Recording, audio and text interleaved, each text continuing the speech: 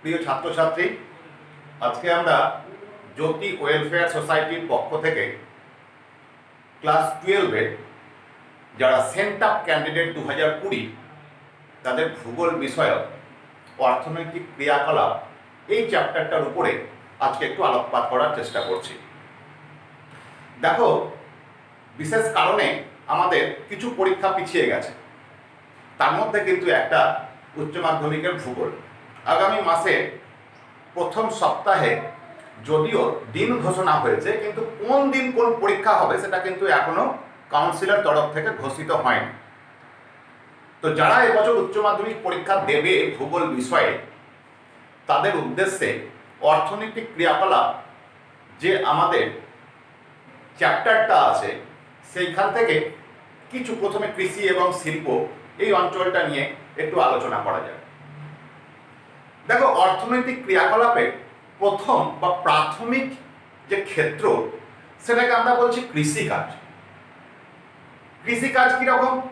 যেমন ধরো, সেই আদিম যুগ থেকে শুরু করে আজকের অত্যাধুনিক যুগ পর্যন্ত প্রত্যেকটা মানুষের বেঁচে থাকার যে প্রাথমিক চাহিদা, যেমন ধরো খাদ্য, পানীয়, বস্ত্র, বাসস্থান ইত্যাদি যে যোগান, সেই যোগান কোথা থেকে আসে? একদম সরাসরি উদ্ভিদ থেকে অথবা প্রাণী থেকে আসে। দেখো, এই যে প্রাথমিক কৃষিকাজ বা প্রাথমিক ক্ষেত্রের যে কাজ, এই কাজটা সেই আদিম কাল থেকে হয়ে আসছে আজ পর্যন্ত, এবং এই কৃষিকাজকেই আমরা এখনো পর্যন্ত প্রথম এবং প্রাথমিক কাজ বলে রাখছি। কারণ মানুষের ওই যে বললাম মৌলিক যে চাহিদা, সেটা কিন্তু কৃষিকাজ থেকেই এখনো পর্যন্ত হয়ে আসছে। এবারে আমরা এই কৃষিকাজ সংক্রান্ত বা কৃষি সংক্রান্ত পরবর্তী যে আলোচনাগুলো আছে, অনেক রকমের কৃষিকাজ আছে, সেগুলো নিয়ে আলোচনায় যাচ্ছি না, যেগুলো আমাদের পরীক্ষা সম্পর্কিত এবং যে জিনিসগুলো নিয়ে আমাদের আগামী পরীক্ষায় কাজে লাগতে পারে, শুধুমাত্র সেই সমস্ত খুঁটিনাটি সামান্য বিষয় নিয়েই আলোচনা করছি। যেমন ধরো, এই চ্যাপ্টারের মধ্যে একটা অংশ আছে, খুব ইম্পর্ট্যান্ট অংশ, যেটাকে আমরা বলি দ্রব্য সূচক। দ্রব্য সূচক, এটাকে আমরা এমআই, সংক্ষেপে এমআই দিয়ে প্রকাশ করি। এমআই কি? এর ফুল ফর্ম হচ্ছে material index. Material index Bangla কি? বাংলা হচ্ছে দ্রব্য সূচক। এই দ্রব্য সূচক মানে কি? মানে হচ্ছে, ধরো যে কোনো একটা কৃষিজাত দ্রব্য, একদম কাঁচামাল যেটাকে বলি আমরা। এবার এই কাঁচামালটা যখন বিভিন্ন প্রক্রিয়ায় নতুন কোনো দ্রব্যের উৎপাদিত হবে, তখন সেটাকে আমরা বলে দিই শিল্প। এবার এই এমআই বা দ্রব্য সূচক কাকে বলে? দ্রব্য সূচকের একটা সূত্র কি? এমআই ইজিক্যাল টু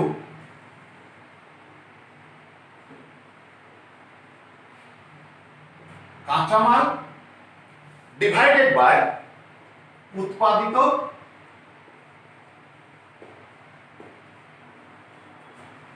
দ্রব্য।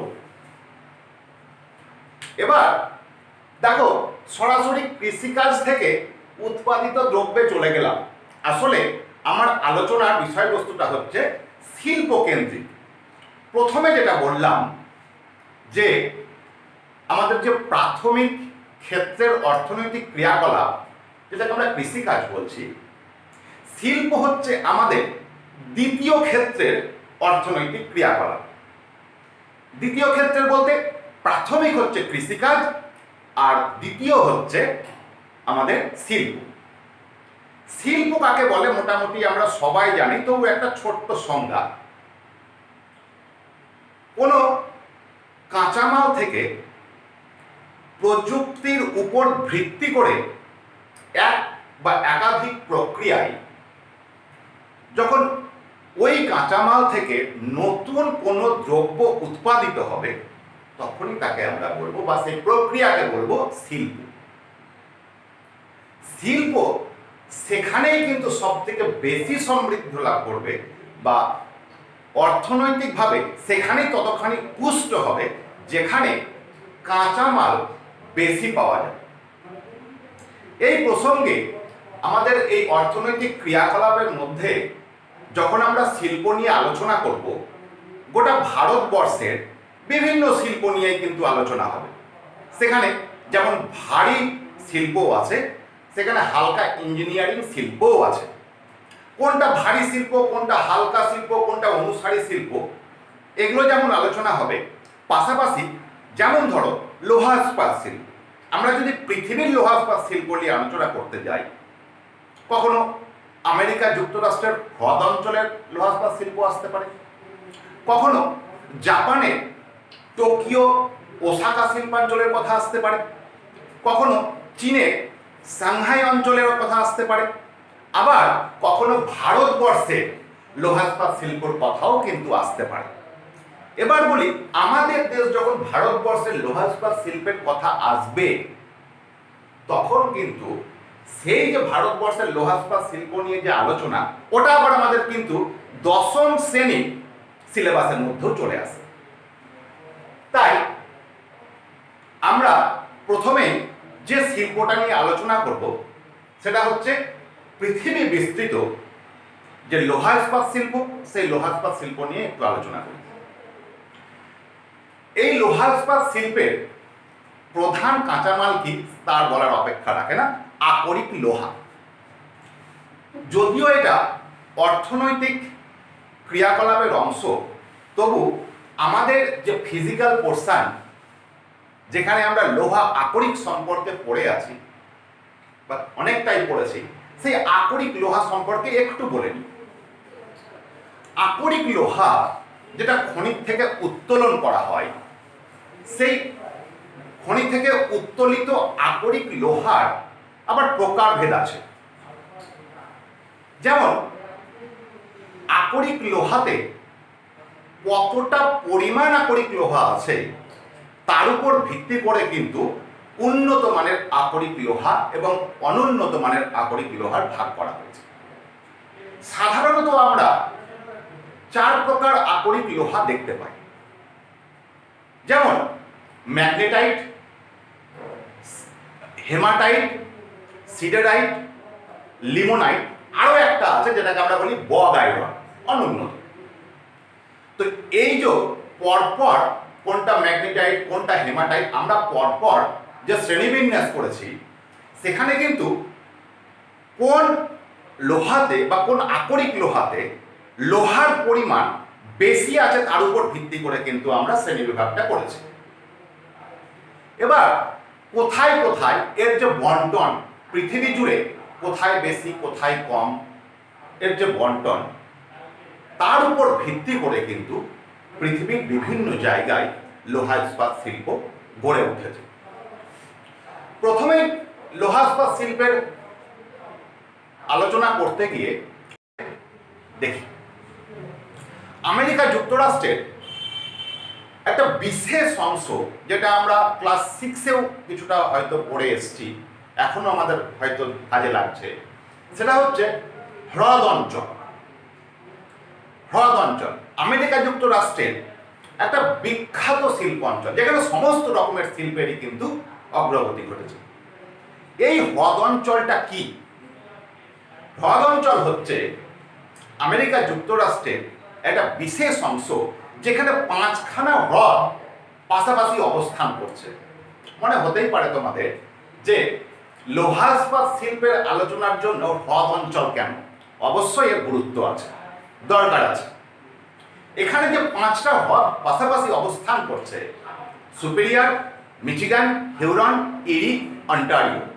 আরো একবার, সুপিরিয়র, মিচিগান, হিউরন, ইরি এবং অন্টারিও, এই 5টা হ্রদ পাশাপাশি অবস্থান করছে এবং এর তীরবর্তী অঞ্চলে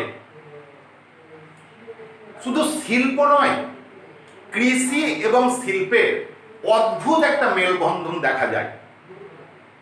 আরেকটা জিনিস খেয়াল রাখবে, কোনো অঞ্চলের, যে কোনো অঞ্চলের পৃথিবীর অর্থনৈতিক সমৃদ্ধি নির্ভর করে সেই অঞ্চলের কৃষি এবং শিল্প দুটোর উপরে। কোথাও যদি শিল্প বেশি হয়, কৃষি না থাকে, অর্থনৈতিক সমৃদ্ধি কিন্তু তেমনভাবে প্রভাব বিস্তার করতে পারবে না। যে অঞ্চলে কৃষি এবং শিল্প পাশাপাশি অবস্থান করবে সেই অঞ্চলকে কিন্তু অর্থনৈতিক সমৃদ্ধপূর্ণ অঞ্চল বলা হবে। যেমন আমেরিকা যুক্তরাষ্ট্রের হ্রদ অঞ্চল। এই আমেরিকা যুক্তরাষ্ট্রের হ্রদ অঞ্চলে যদি লোহা ইস্পাত নিয়ে আমরা আলোচনা করতে যাই, দেখো এই অঞ্চলে আকরিক যে লোহা, প্রচুর আকরিক লোহা কিন্তু এই অঞ্চলে উৎপন্ন হয়। কিন্তু লোহা ইস্পাত শিল্পের আরো একটা অত্যন্ত প্রয়োজনীয় কাঁচামাল যে কয়লা, এই অঞ্চলে কিন্তু সেইভাবে পাওয়া যায় না। পাওয়া যায় কোথায়? বেশ কিছুটা দূরে অ্যাপালেসিয়ান পার্বত্য অঞ্চল, পিটসবার্গ এলাকায়। এইবার সেইখান থেকে কয়লা হ্রদ অঞ্চলে নিয়ে আসা হয়। আসলে হ্রদ অঞ্চল পৃথিবীর একটা উন্নত জলপথ ব্যবস্থা। এই জলপথে বিশাল বিশাল জাহাজ যেমন হ্রদ অঞ্চল থেকে পিটসবার্গ এলাকায় আকরিক লোহা নিয়ে যায়, আবার সেই জাহাজগুলোতেই পেনসিলভেনিয়া অঞ্চলের কয়লা হ্রদ অঞ্চলে খুব সহজেই এবং অত্যন্ত কম খরচে চলে আসে, যার জন্য কয়লার যোগানের কোনো অসুবিধা হয় না। এই হ্রদ অঞ্চলের অর্থনৈতিক সমৃদ্ধির পিছনে লোহা ইস্পাত শিল্পাঞ্চলের একটা বিশেষ গুরুত্ব আছে।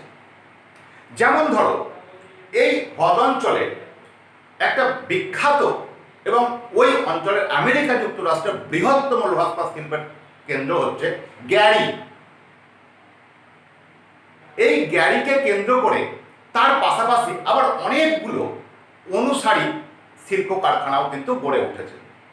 এছাড়া ক্লিভল্যান্ড, ডেট্রয়েট, ডুলুথ, শিকাগো, এই শহরগুলোতেও লোহা ইস্পাত শিল্পের বিশেষ সম্প্রসারণ ঘটেছে।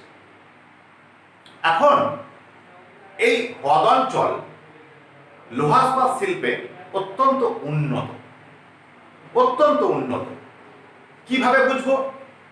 এই যে বললাম ডেট্রয়েট, ডেট্রয়েট মূলত বিখ্যাত মোটর গাড়ি কারখানার জন্য। ওটা পৃথিবীর মধ্যে বৃহত্তম মোটর গাড়ি নির্মাণ শিল্প কিন্তু এই ডেট্রয়েটেই গড়ে উঠেছে, যার একটা বিশেষ উপাদান হচ্ছে লোহা ইস্পাত শিল্প। এবার দেখো, এই মার্কিন যুক্তরাষ্ট্রের হ্রদ অঞ্চলের পাশাপাশি যদি আমরা একটু ভারতবর্ষে চলে আসি, ভারতবর্ষের লোহা ইস্পাত শিল্পের একটুখানি আলোচনা করে নিই।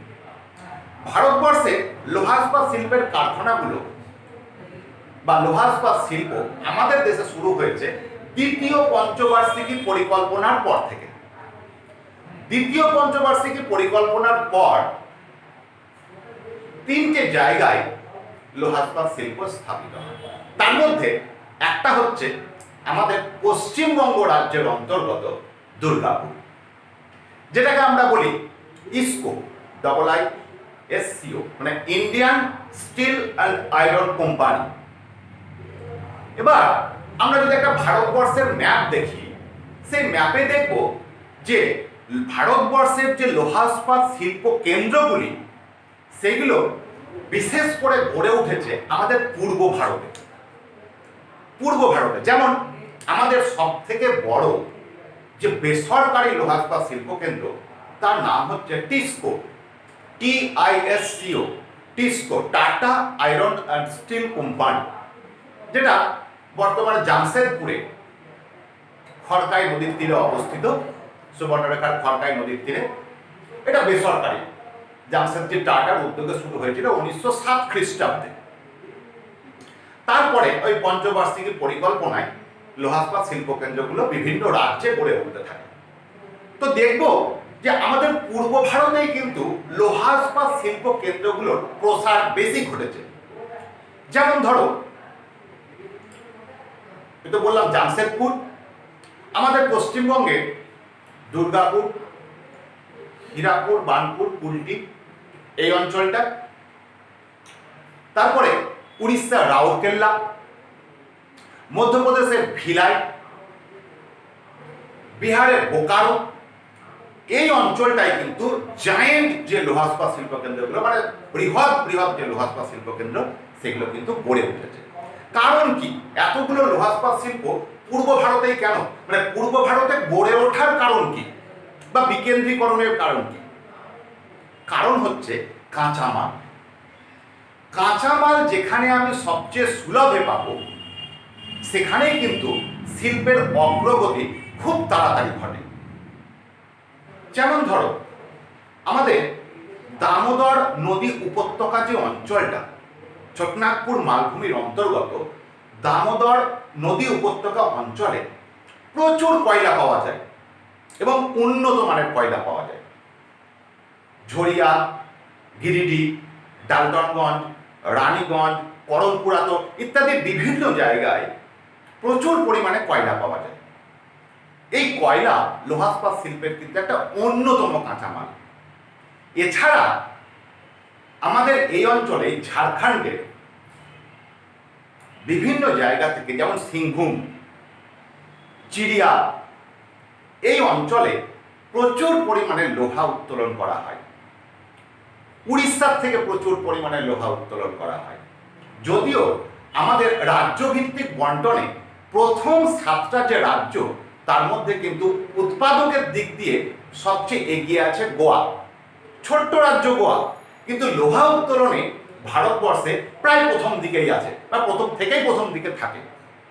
এই গোয়ার পরে আছে ছত্তিশগড়, মধ্যপ্রদেশ, ঝাড়খণ্ড, ওড়িশা, কর্ণাটক আর মহারাষ্ট্র। এই 7টা রাজ্যে প্রচুর পরিমাণে কিন্তু লৌহ আকরিক, যেটা কাঁচামাল, উৎপাদিত হয়। আর আরেকটা জিনিস, একটা প্রশ্ন খুব ছোটবেলা থেকে বিভিন্ন কারণে আমরা বিভিন্ন জায়গায় পড়ে থাকি, যে দুর্গাপুরকে ভারতের রুড় বলা হয়। এর একটু কিন্তু ব্যাখ্যার প্রয়োজন আছে। কেন ব্যাখ্যার প্রয়োজন আছে শেষে বুঝতে পারবে। সাধারণভাবে জার্মানির যে রুড় শিল্পাঞ্চল, সেই রুড় শিল্পাঞ্চল রাইন নদী উপত্যকায় অবস্থিত। রাইন নদী উপত্যকা। আর আমাদের ভারতবর্ষে বেশ কিছু শিল্পাঞ্চল দামোদর নদী উপত্যকা অঞ্চলে অবস্থিত। আমাদের দামোদর নদী উপত্যকা অঞ্চলকে যেমন ভারতের একটা বিখ্যাত কয়লা বলয় বলা হয়, জার্মানির রাইন নদীর উপত্যকাও কিন্তু একটা বিখ্যাত কয়লা বলয়। এই রুড় যে শিল্পাঞ্চল, রুড় শিল্পাঞ্চলটা কয়লা বলয়ের উপরেই অবস্থিত। দুর্গাপুর কিন্তু কয়লা বলয়ের উপরে অবস্থিত নয়। তা সত্ত্বেও মানে আমরা যখন তুলনা করতে যাই এবং মিল খুঁজতে যাই, দুটো কিন্তু একটু আলাদা হয়ে যায়।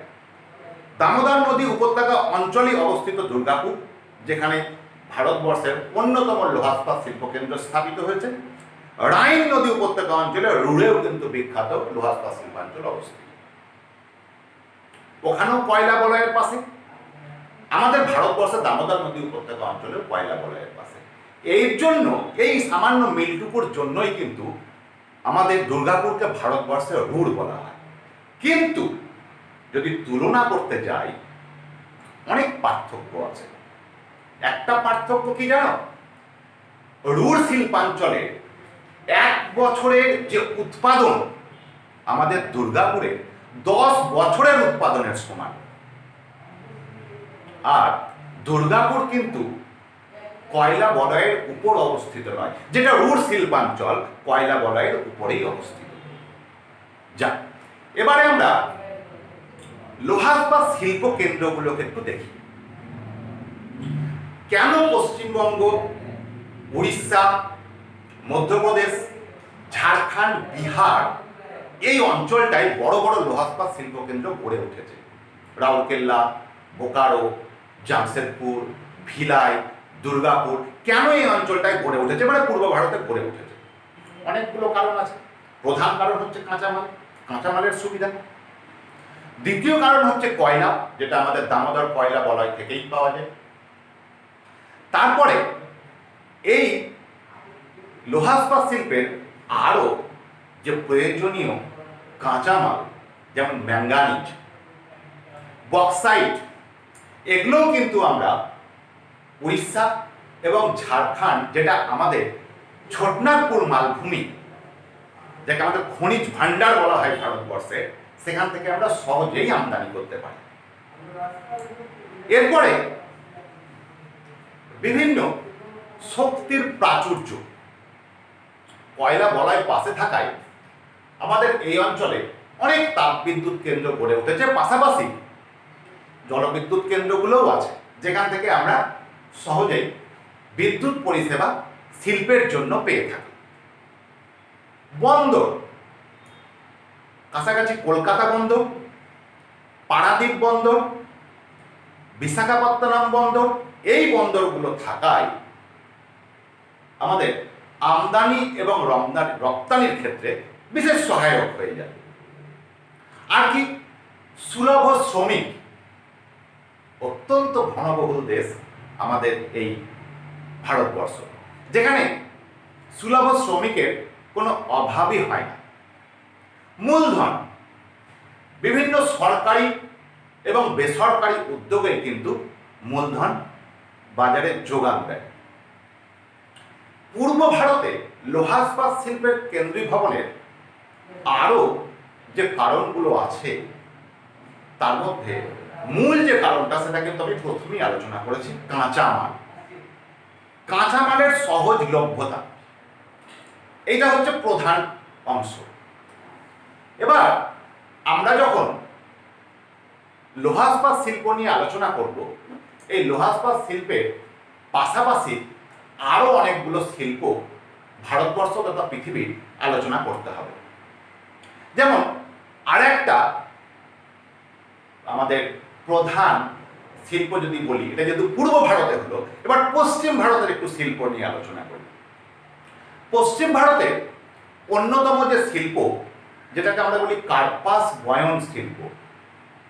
কার্পাস বয়ন শিল্প, এই শিল্পটা দেখো আবার পূর্ব ভারতে কিন্তু কোনো প্রভাব নেই, টোটালটাই কিন্তু পশ্চিম ভারত সংলগ্ন। কেন? একটাই অংশ, সেটা হচ্ছে কাঁচামাল। আমরা জানি দাক্ষিণাত্য মালভূমি যেটা, এই দাক্ষিণাত্য মালভূমির বেশিরভাগ অঞ্চলটাই কিন্তু কৃষ্ণ মৃত্তিকা অঞ্চল। এই কৃষ্ণ মৃত্তিকা অঞ্চলে কার্পাস বা তুলা চাষ খুব ভালো হয়। যদিও পৃথিবীর উন্নত মানের কার্পাস পাওয়া যায় কিন্তু মিশরে, আর আমাদের ভারতবর্ষে কার্পাস বয়ন শিল্প, যদি আমরা দুটো রাজ্যকে ধরি পশ্চিম ভারতের, উল্লেখযোগ্য দুটো রাজ্য হচ্ছে গুজরাট এবং একটা হচ্ছে মহারাষ্ট্র। এবার এই শিল্পাঞ্চল বা কার্পাস বয়নের যে শিল্পাঞ্চল, এই শিল্পাঞ্চলটা আলোচনা করতে গিয়ে আমরা কোনো রাজ্যের কথা খুব কমই আনি, যেখানে দুটো শহর কেন্দ্রিক অঞ্চল আমরা করে নিয়েছি বা নগর কেন্দ্রিক। যেমন একটাকে বলি, যেটা গুজরাটের অংশ, সেটাকে আমরা বলি আমেদাবাদ অঞ্চল, আর যেটা মহারাষ্ট্রের অঞ্চল, সেটাকে আমরা বলি বোম্বে অঞ্চল বা মুম্বাই অঞ্চল। এই গুজরাট, মহারাষ্ট্র, কর্ণাটক, অন্ধ্রপ্রদেশ, তামিলনাড়ু, কেরলের কিছুটা অংশ, এই পুরো অংশটাই কিন্তু কৃষ্ণ মৃত্তিকা অঞ্চলে অবস্থিত। কৃষ্ণ মৃত্তিকা মানে কালো মাটি অঞ্চল। এই অঞ্চলে কার্পাস চাষ অত্যন্ত ভালো হয়। শুধু চাষ ভালো হলেই হবে না, কার্পাস থেকে যখন সুতো তৈরি করা হয়, তার যে উপযুক্ত ওয়েদার, আবহাওয়া, আর্দ্র আবহাওয়ার প্রয়োজন। এই আর্দ্র আবহাওয়ার জন্য গুজরাটের আমেদাবাদ অঞ্চল এবং মহারাষ্ট্রের মুম্বাই অঞ্চল অত্যন্ত উপযোগী, যার ফলে এখানে কিন্তু কার্পাস বয়ন শিল্প বিশেষভাবে প্রসার লাভ করেছে। এখানে একটু জেনে রাখা প্রয়োজন যে বস্ত্র বয়ন শিল্প ভারতবর্ষের প্রথম কোথায় শুরু হয়েছিল জানো? আমাদের পশ্চিমবঙ্গের কোথায়? শ্রীরামপুরের কাছে ছোট্ট একটা জায়গা, তার নাম হচ্ছে ঘুষুরি। সেই ঘুষুরিতে প্রথম বস্ত্র বয়ন শিল্প তৈরি হয়েছিল ব্রিটিশ আমলে। কিন্তু কাঁচামালের সমস্যার জন্য এই শিল্প এই এলাকায় বিশেষভাবে প্রসার লাভ করতে পারেনি। এবারে আমরা যখন গুজরাট এবং মহারাষ্ট্রে কার্পাস বয়ন শিল্প নিয়ে আলোচনা করব, কোথায় কোথায় বস্ত্র বয়ন শিল্প গড়ে উঠেছে আর এইখানে গড়ে ওঠার অনুকূল পরিবেশ, খেয়াল করে দেখবে যে কোনো শিল্পের গড়ে ওঠার পিছনে কিছু মৌলিক কারণ থেকেই একই রকম। যেমন ধরো বিদ্যুৎ বা শক্তি, শ্রমিক, মূলধন, এইগুলো কিন্তু একই রকম প্রায় হয়ে যায়। কাঁচামাল কোথার থেকে পাওয়া যায়, আমদানি রপ্তানি আর বিনিয়োগ, সেখানে সরকারি এবং বেসরকারি অর্থের যে অনুকূল্য, সেটাও কিন্তু একটা বিশেষ পদক্ষেপ। এই গুজরাটে আমেদাবাদ, ভদোদরা, ব্রোচ এই অঞ্চলে বস্ত্রবয়ন শিল্প বিশেষভাবে প্রসার লাভ করেছে। একই কারণে, যে কারণে দুর্গাপুরকে ভারতের রুড় বলা হয় লোহা ইস্পাত শিল্প কেন্দ্রের ক্ষেত্রে, একই কারণে আমেদাবাদকেও ভারতের ম্যানচেস্টার বলা হয়। ম্যানচেস্টার কি, কোথায় অবস্থিত জানি মোটামুটি আমরা। ম্যানচেস্টার ইংল্যান্ডের একটা বিখ্যাত শহর বা নগর। কি কারণে তার পরিচিতি? ম্যানচেস্টারের পরিচিতি বস্ত্র বয়ন শিল্পের জন্য। গোটা পৃথিবীতে বস্ত্র বয়ন শিল্পের জন্য বিখ্যাত ম্যানচেস্টার। আমেদাবাদও কিন্তু আমাদের ভারতবর্ষের মধ্যে সব থেকে বড় এবং বিখ্যাত বস্ত্র বয়ন শিল্প কেন্দ্র। এই কারণে আমাদের আমেদাবাদকে ভারতের ম্যানচেস্টার বলা হয়। আবার যদি জাপানের দেখি বস্ত্র বয়ন শিল্প কেন্দ্র, সেখানে ওসাকা এমন একটা জায়গা যেখানে বস্ত্র বয়ন শিল্প বিশেষভাবে প্রভাব বিস্তার করেছে। আর এই ওসাকাকে বলা হয় প্রাচ্যের ম্যানচেস্টার। ঠিক আছে, যখন জাপানের কথা বলছি, জাপানের একটু শিল্প কেন্দ্রগুলো বা একটু দ্বীপগুলো নিয়ে বলেই নিই, তারপরে আবার আমরা গুজরাট মহারাষ্ট্রে ফিরে আসছি। জাপান পৃথিবীর এমন একটা দেশ, অত্যন্ত প্রতিকূল আবহাওয়ার একটা দেশ। অনেকগুলো দ্বীপ নিয়ে কিন্তু জাপান দেশটা গঠিত, যার মধ্যে মাত্র কটা দ্বীপ বড়, যেমন হনসু, শিকোকু, কিউসু, হক্কাইডো, এই দ্বীপগুলো সব থেকে বড়। এই দ্বীপগুলোর পুরোটাই যেহেতু সমুদ্র দ্বীপ এবং এখানে কৃষিকাজও কিন্তু খুব ভালো হয় না, এখানে খুব বেশি খনিজ দ্রব্যও পাওয়া যায় না, অথচ দেখো এই দেশটা গোটা পৃথিবীতে শিল্পের ক্ষেত্রে অনেক এগিয়ে আছে। আমাদের ভারতবর্ষে প্রচুর কয়লা পাওয়া যায়, প্রচুর আকরিক লোহাও পাওয়া যায়, কিন্তু জাপানে কাঁচামাল না থাকা সত্ত্বেও দেশটা কিন্তু জাহাজ নির্মাণ শিল্পে পৃথিবীতে প্রথম স্থান অধিকার করেছে। জাহাজ নির্মাণ শিল্প কেন বললাম? কারণ জাহাজ নির্মাণ শিল্পের প্রধান কাঁচামাল হচ্ছে কিন্তু লোহা ইস্পাত, যেটা জাপানে খুব সামান্য পরিমাণে পাওয়া যায়। অন্যান্য দেশ থেকে আমদানি করে, আমাদের ভারতবর্ষ দেশ থেকে ওরা আমদানি করে কাঁচামাল মানে লোহা। আমাদের দেশ থেকে লোহা নিয়ে গিয়ে জাপান জাহাজ তৈরিতে পৃথিবীতে প্রথম স্থান অধিকার করে। কিভাবে সম্ভব? কারণ তাদের কারিগরি যে বিদ্যা, প্রযুক্তির অভাবনীয় উন্নতি করেছে কিন্তু এই জাপান দেশটা। আর কি, অত্যন্ত পরিশ্রমী জাপানিরা, এবং প্রতিকূল আবহাওয়ায় বেঁচে থাকতে গিয়ে এরা নিজেদেরকে এতটাই ডেভেলপ করেছে যে জাপান কিন্তু শিল্পের দিক থেকে গোটা পৃথিবীর কাছে এখন প্রথম সারিতে। এই জাপানেরই টোকিও, ওসাকা, এই যে ইয়োকোহামা শিল্পাঞ্চল, প্রচুর এরকম শিল্পাঞ্চল আছে যা গোটা পৃথিবী জুড়ে তার অবদান রয়েছে বা গোটা পৃথিবীতে সুনাম রয়েছে এই শিল্পাঞ্চলগুলো। এই ওসাকাকে বলা হয় প্রাচ্যের ম্যানচেস্টার, আহমেদাবাদকে বলা হয় আমাদের ভারতের ম্যানচেস্টার। এখন আবার আমরা যখন বস্ত্রবয়ন শিল্পের ক্ষেত্রে মহারাষ্ট্র এবং গুজরাটে ফিরে আসছি, বস্ত্রবয়ন শিল্পের কাঁচামালের পাশাপাশি আবহাওয়ার যে আর্দ্র জলবায়ু সেটা কিন্তু অত্যন্ত উপযোগী। কারণ কার্পাস থেকে বা তুলোর থেকে যে সুতো তৈরি হয়, এই সুতোর জন্য আর্দ্র জলবায়ু অত্যন্ত উপযোগী। কারণ খুব শুকনো আবহাওয়ায় সুতো কিন্তু একটুতেই ছিঁড়ে যায়, যার জন্য আর্দ্র জলবায়ু অত্যন্ত উপযোগী। গুজরাটের আহমেদাবাদ আমাদের ভারতবর্ষের একটা বিখ্যাত বস্ত্রবয়ন শিল্পকেন্দ্র। আর মহারাষ্ট্রের মুম্বাই, এই অঞ্চল অত্যন্ত বড় একটা জায়গা আমাদের ভারতবর্ষের বুকে।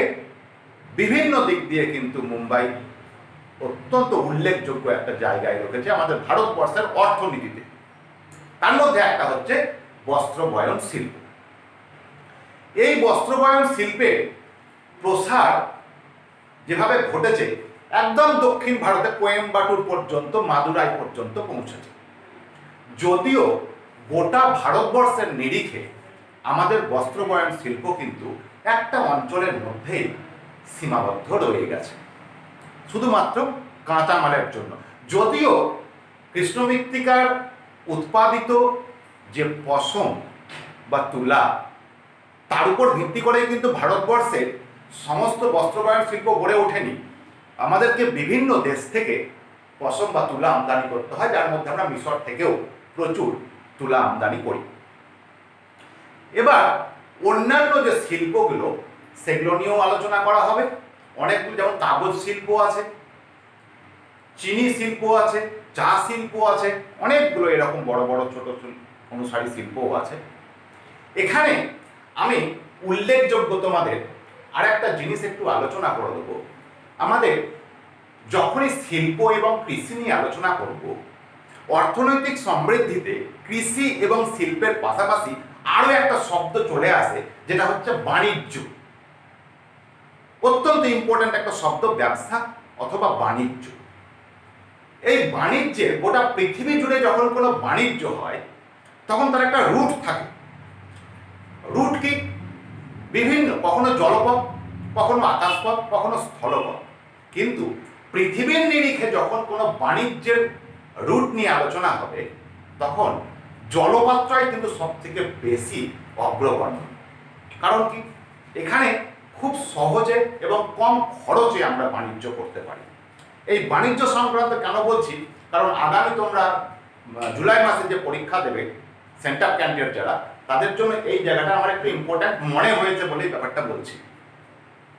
ধরো চারটে মহাদেশের কথা বলবো: ইউরোপ, আফ্রিকা, উত্তর আমেরিকা আর দক্ষিণ আমেরিকা। একটু ম্যাপটা খুলে দেখো, আমাদের ইউরোপ মহাদেশটা যে জায়গায় অবস্থিত,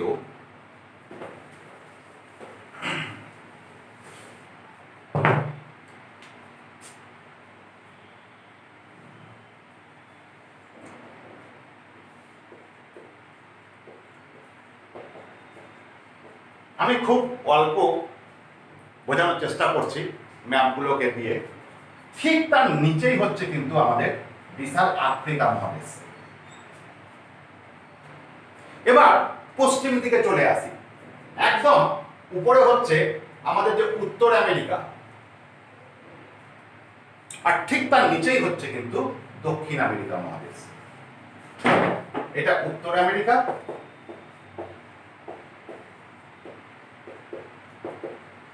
আর এটা হচ্ছে দক্ষিণ আমেরিকা।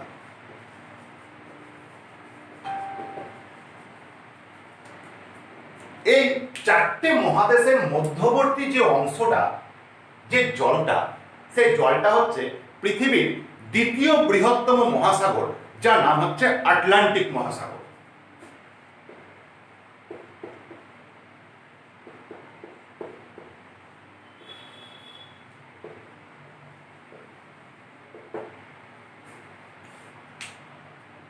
এই আটলান্টিক মহাসাগরকে বলা হয় পৃথিবীর ব্যস্ততম বাণিজ্য জলপথ।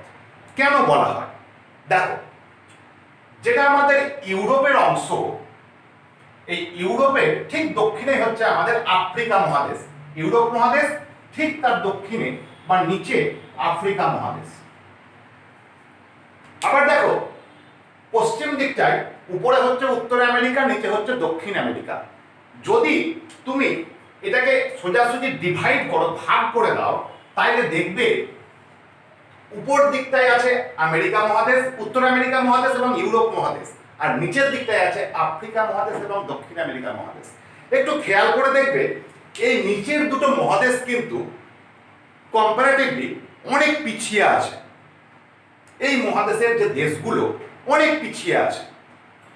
উপর দিকটায় দেখো ইউরোপের দেশগুলো, পূর্ব ইউরোপের দুই একটা দেশ বাদে ইউরোপের বেশিরভাগ দেশ কিন্তু যথেষ্ট একদম উন্নত দেশ। পাশাপাশি তুমি উত্তর আমেরিকা দেখো, আলাস্কা ছেড়ে দাও একদম উত্তরে, তার নিচে কানাডা, তার নিচে মার্কিন যুক্তরাষ্ট্র, কোনো কথা হবে না, তার নিচে তোমার মেক্সিকো, যথেষ্ট পৃথিবীর উন্নত দেশগুলোর মধ্যে। ইউরোপে চলে যাও, Germany, England, France, Belgium, Netherland, প্রচুর এরকম দেশ, প্রত্যেকটাই কিন্তু পৃথিবীর উন্নত দেশগুলোর মধ্যে আমরা গণ্য করি বা গোনা হয়। নিচে আফ্রিকা মহাদেশ। আফ্রিকা মহাদেশের দেশগুলো দেখো, বেশিরভাগটাই কিন্তু অনুন্নত জায়গা, যার একটা বিশাল অংশ জুড়ে সাহারা মরুভূমি, পৃথিবীর সব থেকে বড় মরুভূমি। যে দেশগুলো আছে, মিশর বলো, নাইজেরিয়া বলো, এই যে দেশগুলো অত্যন্ত অনুন্নত দেশ। দক্ষিণ আমেরিকার দেশগুলো নাম বড়, কিন্তু সেভাবে অর্থনৈতিক সমৃদ্ধি বলতে যা বুঝি বা কৃষি শিল্প বলতে যা বুঝি, লাতিন আমেরিকা বা দক্ষিণ আমেরিকার দেশগুলো কিন্তু সেভাবে এখনো ডেভেলপ করতে পারেনি। ব্রাজিল বলো, আর্জেন্টিনা বলো, চিলি বলো, বলিভিয়া বলো, প্যারাগুয়ে বলো, উরুগুয়ে বলো, প্রত্যেকটা দেশ কিন্তু এখনো পিছিয়ে। কারণটা কি? কারণ হচ্ছে অসম বন্টন। কিসের অসম বন্টন? কৃষি বা কাঁচামাল। কাঁচামালের বন্টন যদি সমান না হয়, আর সেই কাঁচামালকে যদি আমরা প্রসেস না করতে পারি, তাহলে কিন্তু অর্থনৈতিক সমৃদ্ধি কখনোই সম্ভব নয়। এবার বলো, তাহলে আটলান্টিক মহাসাগরের যে জলপথটা, সেটা ব্যস্ততম জলপথ কেন? এই কারণেই যে পাশাপাশি যখন দুটো মহাদেশ অত্যন্ত উন্নত, ঠিক তার পাশাপাশি দুটো মহাদেশ সেভাবে উন্নতি লাভ করতে পারেনি বা অর্থনৈতিকভাবে সমৃদ্ধ হতে পারেনি, সেই সব দেশগুলোতে রপ্তানির পরিমাণ অনেক বেশি। এই দেশগুলোতে সমস্তটাই বাণিজ্য হয় জাহাজ ভিত্তিক। কেন এত জাহাজ ভিত্তিক বাণিজ্য হয়? কারণ এই দেশগুলোর যে উপকূল, এই দেশগুলোর উপকূল হচ্ছে ভগ্ন উপকূল। ভগ্ন উপকূল আবার কেন? ভগ্ন উপকূল যদি হয়, তাহলে সেখানে যে সমুদ্র বন্দর, উন্নত মানের সমুদ্র বন্দর এবং পরিবেশ বান্ধব সমুদ্র বন্দর কিন্তু গড়ে ওঠে। আর যেখানেই সমুদ্র বন্দর গড়ে উঠবে, সেখানেই কিন্তু বাণিজ্য বিস্তার লাভ করবে। যার জন্য উত্তর আমেরিকা এবং ইউরোপ, এই দুটো সমৃদ্ধশালী দেশের পিছনে আফ্রিকা এবং দক্ষিণ আমেরিকা, এই মহাদেশ দুটোর অসম বন্টনের জন্য বাণিজ্য অত্যন্ত দ্রুত প্রসার লাভ করেছে এই আটলান্টিক মহাসাগরে। যার জন্য আটলান্টিক মহাসাগরকে পৃথিবীর অন্যতম ব্যস্ততম জলপথ বলা হয়। বেশ, আজকে আমরা এই পর্যন্তই আলোচনা করলাম। যদি তোমাদের বিশেষ উপকারে লাগে, খুশি হব। সবাই ভালো থেকো, সুস্থ থেকো। আজকে এখানেই শেষ করলাম।